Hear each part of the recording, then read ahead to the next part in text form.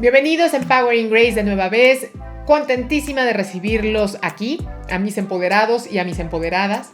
Y en esta ocasión quiero que dialoguemos por qué unas personas tienen mayor éxito que otras. Me encantará que me pongan aquí sus comentarios, aquí abajo, y por qué ustedes creen que una persona puede ser más exitosa que otra. ¿Qué es lo que tiene que tener esa persona?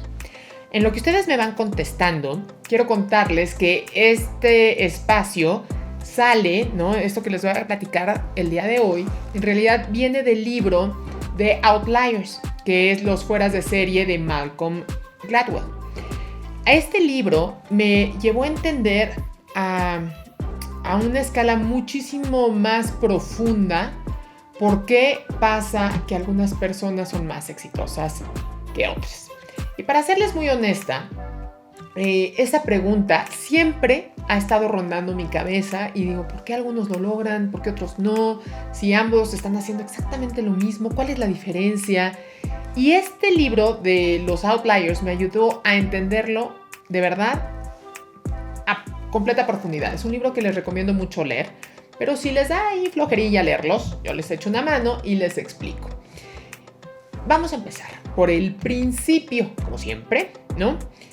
Y el libro de Fuera de Series explora las historias de varios personajes que han sido sobresalientes de diferentes ámbitos, desde atletas de hockey o fútbol, o hasta el mismísimo Bill Gates o hasta los Beatles. De manera muy facilita te voy a poner aquí qué es lo que hace que unas personas tengan éxito y otras no. Gladwell lo divide en dos factores y subfactores. El primer factor es la oportunidad y su subfactor es el mes de nacimiento, que se mide de acuerdo al corte de cuando comienzan las generaciones en la escuela. En otras palabras, si en una generación admiten a los niños pequeños de enero a diciembre, quiere decir que los niños nacidos en enero son casi 11 meses mayores que los nacidos en diciembre, lo que se transforma en 11 meses más de madurez, lo que se convierte en 11 meses más de una ventaja competitiva entre estos pequeñitos. Luego de un extenuante estudio entre los atletas de hockey y de fútbol, pudo darse cuenta que la gran mayoría de los más sobresalientes habían nacido en los primeros 3 meses del año. A esto le llama el efecto Mateo, por el siguiente versículo de la Biblia. Porque al que tiene le será dado y tendrá más, y al que no tiene, aún lo que tiene le será quitado. Interesante, ¿no? Esta situación está intrínsecamente relacionada con su capítulo 2, puesto que a los niños más maduros, los mayores, se les ofrece un grupo especial o de elite por su talento innato, por lo que le ponen a practicar hasta 3 veces más que a los niños más pequeños. Lo que nos lleva al siguiente punto, la regla de las 10,000 horas. Para ser bueno en algo se requiere práctica, práctica y práctica. ¿Pero cuánta práctica? Pues según Gladwell, 10,000 horas aproximadamente. Imposible hablar de un verdadero experto sin esa cantidad de horas de práctica. La verdad, este capítulo a mí me dio un respiro porque me dio esperanza, sobre todo cuando creemos que no somos lo suficientemente buenos para algo. Solo es cuestión de ponerle ganas y horas. Y en palabras de Maxwell, la práctica no es lo que uno hace cuando uno es bueno, es lo que uno hace para volverse bueno. Chéquense eso, ¿eh? Ahora vamos con el siguiente subfactor. El problema de los genios. No necesitas ser el más inteligente para ser exitoso, créemelo. Así como no necesitas ser el más alto en el equipo de básquet para ser el mejor jugador. Por supuesto que debes de contar con una cantidad importante de IQ, o bien ser lo suficientemente alto para competir, pero el resto de tus talentos es lo que te dará las herramientas extras para sobresalir. En otras palabras, el éxito no dependerá de una sola característica, es un factor de varias. Ahora vamos con el siguiente factor, la herencia cultural. Y básicamente, ¿qué es eso? Bueno, pues los antepasados y su historia, según Maxwell, sí afectan en generación tras generación la personalidad de sus descendientes. Es por eso que luego de varios estudios sociales se logró demostrar que las personas que vienen del sur de Estados Unidos, de Norteamérica, como Kentucky, que vivían en las montañas rocosas y tenían que pelear más por su territorio, tienen la sangre mucho más caliente que los del norte, que tienden a ser más cultos y usar más la palabra que la agresión corporal. En otras palabras, si tu abuelo era un bully, posiblemente tú también lo seas. Triste, pero cierto. Ahora vamos a hablar del siguiente subfactor, que son los niveles de distancia de poder. En esto, te quiero decir que un niño que nace en una clase alta se acostumbra generalmente a ser escuchado por los demás. Además, sus padres siempre lo están incentivando a hablar con adultos y que desean que sus hijos se acostumbren a que su palabra sea escuchada, lo que a largo plazo los llevará a no tener miedo a la autoridad y cuestionarla si fuera el caso. Por otro lado, en caso de los niños nacidos en clases más humildes, cuando se enfrentan a los señores o alguien de autoridad, generalmente sus papás los harán callar. El típico de "cállate, niño, no tiene nada que decir". Y no les van a permitir hablar hacia esas personas, por lo que a la larga se acostumbran a callar y a no dar sus puntos de vista. Esto es cierto, ciertísimo, es la realidad y es algo que debemos de evitar. Por eso cada vez que veo a una mamá o yo me encuentro callando a mis hijos, digo no, tengo que enseñarlos a demostrar lo que ellos saben. Es algo que les recomiendo para sus hijos. Ahora, sobre este punto del distanciamiento social, Gladwell expone un ejemplo interesantísimo sobre las cajas negras de 2 accidentes aéreos, los cuales nos muestran culturas donde hay mucho distanciamiento de poder.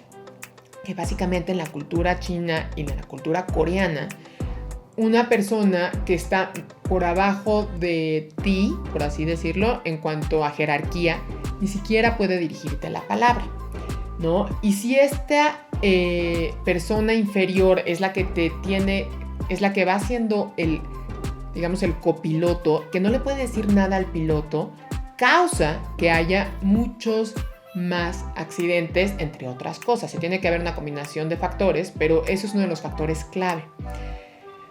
Es por eso que si en una cabina de avión tenemos una persona que tenga estas jerarquías, quien debe de comandar la nave es la persona que tenga menor jerarquía. Ahora, la razón de esto es que si la persona que va manejando tiene menor jerarquía, el piloto, la persona que tiene mayor jerarquía, sí le va a poder decir al copiloto lo que tiene que hacer.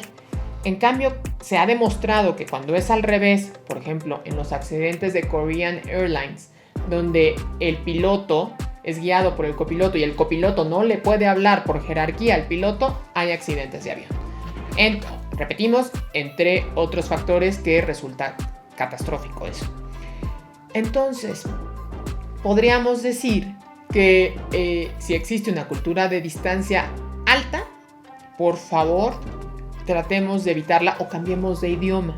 Que inclusive en el libro de Gladwell dice cómo en Korean Airlines prohibieron a que la gente hablara en coreano y solamente podían hablar en inglés para que realmente pudieran decir sus puntos de vista y decir las cosas como son. Y eso, aunque no lo crean, salvó a la aerolínea de cerrar porque ya había tenido muchísimos accidentes. La gran mayoría de las veces por una combinación de jerarquías. Ahora, sigamos con el siguiente punto de subfactores, ¿no? Ahora, si te gustaría seguir entendiendo sobre este tema de distanciamiento social, te recomiendo mucho el estudio de Hofstede, que este estudio habla sobre cómo cada cultura es diferente en diferentes ámbitos, bueno, en cada ámbito, y cómo es que nos relacionamos con diferentes elementos. Entonces, si tienes curiosidad de ver cómo somos los mexicanos contra los chinos o los coreanos o los estadounidenses, léete este estudio que está bien, bien interesante. Te voy a dejar por ahí la liga. Ahora, vamos a hablar del siguiente subfactor. Y este me pareció entre gracioso y verdadero, ¿no? Y Maxwell habla que los asiáticos, específicamente los japoneses, tienen muchísima mayor ventaja que los del continente americano, los americanos, por por la simple forma de entender las matemáticas y el trabajo. Los asiáticos tienden a ser mejores en matemáticas porque en su idioma los números se pueden decir en una sola sílaba y las matemáticas son claras como el agua y además son súper lógicas. Un ejemplo es que al hablar de fracciones nosotros decimos 3/4 para la siguiente fracción. Eso significaría 3/4. Ellos dicen, fíjense la diferencia, ¿no? Entre nosotros decimos 3/4 para la siguiente fracción, no sé, ya lo digo y a mí se me complica pensarlo. Y en cambio, si a mí me enseñan un pastel y me dicen 3 pedazos de 4, pues ya entendí, si está el pastel dividido en 4 y son 3 pedazos de 4, me queda muy claro qué significa 3/4. Es que más claro, ni el agua. Si nosotros queremos recordar una frecuencia 3, 4, 5, nosotros vamos 3, 4, 5, mientras los japoneses dirían san, yon, go. Palabras en una sola sílaba y mucho más fáciles de recordar.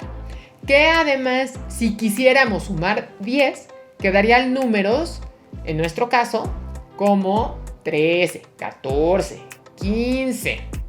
Mientras los japoneses simplemente le sumarían el prefijo yu, quedando yu-san, yu-yon y yu-go. Para nuestro lenguaje, ¿dónde queda la lógica?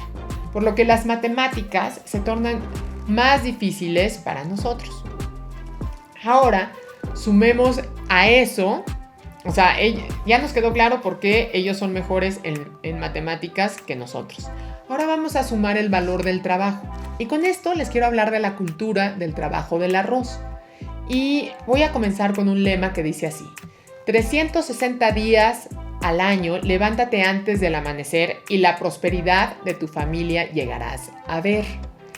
Ahora, esto es que el trabajo se torna en una ilusión y en una cierta esperanza de que tu destino está en ti y dependerá de tu esfuerzo. Mientras que en nuestra cultura el trabajo está visto como algo desagradable y algo que tenemos que hacer, si no nos queda de otra. Ahora vamos a hablar del siguiente subfactor, que son los veranos entre ricos y pobres. Mientras los ricos ocupan los veranos para mandar a sus hijos a seguir estudiando, a camps o cursos de verano, los pobres se quedan en calle y teniendo que ayudar en tareas de su casa. ¿Qué tiene que ver esto con el éxito? Pues mucho, ya que al cabo del verano, los niños que siguieron aprendiendo dan un avance importante contra los que dejaron de leer y estudiar. Triste, pero muy cierto, y además esto va ligado con las 10,000 horas. Es mucho más factible que el niño que sigue estudiando llegue a esas 10,000 horas antes que el niño que para de estudiar por tener que trabajar. Siguiente subfactor, color de la piel. No es novedad que vivimos en un racismo rapaz. Aún el día de hoy, y Gladwell nos demuestra que el color de nuestra piel es otro de los factores, combinado con varios otros, que nos pueden ayudar o alejarnos del éxito. La realidad es que tenemos nosotros somos los que tenemos que dejar de discriminar a los demás, porque mientras nosotros sigamos hablando con palabras despectivas, donde la palabra indio sea algo malo, sea algo peyorativo, quiere decir que no hemos aprendido nada. Y tristemente, todavía el día de hoy, escucho en muchos lugares personas que se creen educadas hablando de esa forma. Y por supuesto que los hijos escuchan y por supuesto que repiten. Entonces, si tú eres de las personas que hablas así, te recomiendo lo cambies, porque lo único que estás causando es una mayor discrepancia entre razas y no debe de ser así. Seas blanco, seas negro, seas mulato, seas como seas, todos merecemos respeto. Ahora, siguiendo y sin enojarme en este tema, te recomiendo muchísimo este libro de los Outliers, porque tiene muchísimos ejemplos y análisis de investigaciones, casos prácticos y reales que lo hacen bien entretenido. Aunque te debo reconocer que me frustraron muchas cosas y hubo puntos que la sangre me hirvió por la predeterminación, pero cuando terminé de leer me di cuenta que es mejor entender todos los factores que pueden jugar a favor o en contra de nuestro éxito para poderles dar la vuelta de la manera más estratégica. ¿Y tú qué piensas? ¿Piensas lo mismo que Gladwell? Sigamos la conversación en mis redes sociales en @empoweringrace y me dará mucho gusto que sigamos en contacto también en mi página en empoweringrace.com.